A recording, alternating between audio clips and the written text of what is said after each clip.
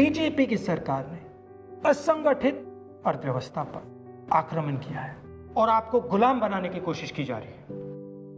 2008 में जबरदस्त आर्थिक तूफान आया, पूरी दुनिया में आया, अमेरिका में, जापान में, यूरोप में, चाइना में, सब जगह आया।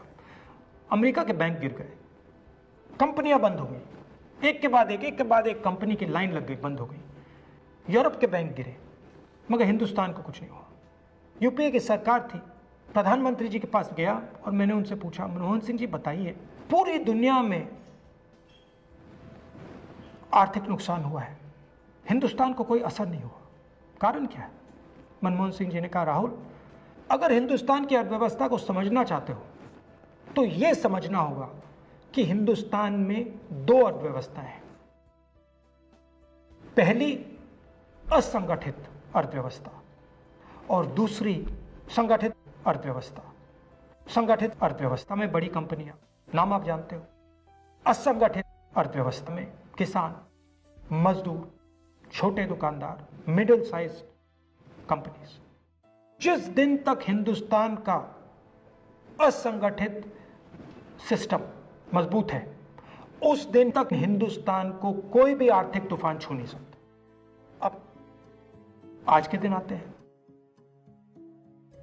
पिछले 6 साल से बीजेपी की सरकार ने असंगठित अर्थव्यवस्था पर आक्रमण किया है। 3 बड़े उदाहरण तो मैं आपको अभी दे देता हूं। नोटबंदी, गलत जीएसटी और लॉकडाउन। आप यह मत सोचिए कि लॉकडाउन के पीछे सोच नहीं थी। यह मत सोचिए कि गलती से आखिरी मिनट पे लॉकडाउन कर दिया गया है।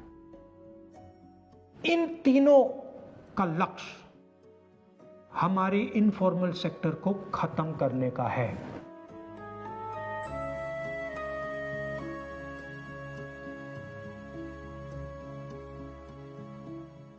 प्रधानमंत्री जी को अगर सरकार चलानी है, मीडिया की जरूरत है, मार्केटिंग की जरूरत है। मीडिया और मार्केटिंग 15-20 लोग करते हैं। इनफॉर्मल सेक्टर में पैसा है, लाखों करोड़ रुपए, जिसको ये लोग छू नहीं सकते।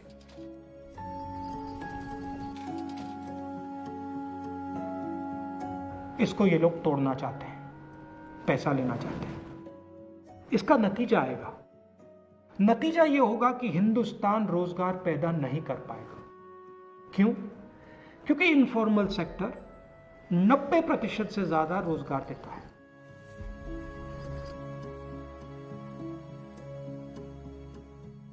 जिस दिन इनफॉर्मल सेक्टर खत्म हो गया, नष्ट हो गया, उस दिन हिंदुस्तान रोजगार पैदा नहीं कर पाएगा। आप ही इस देश को चलाते हो, आप ही इस देश को आगे ले जाते हो, और आपके खिलाफ साजिश हो रही है। आपको ठगा जा रहा है और आपको गुलाम बनाने की कोशिश की जा रही है। हमें इस आक्रमण को पहचानना पड़ेगा और पूरे देश को मिलकर इसके खिलाफ लड़ना पड़ेगा।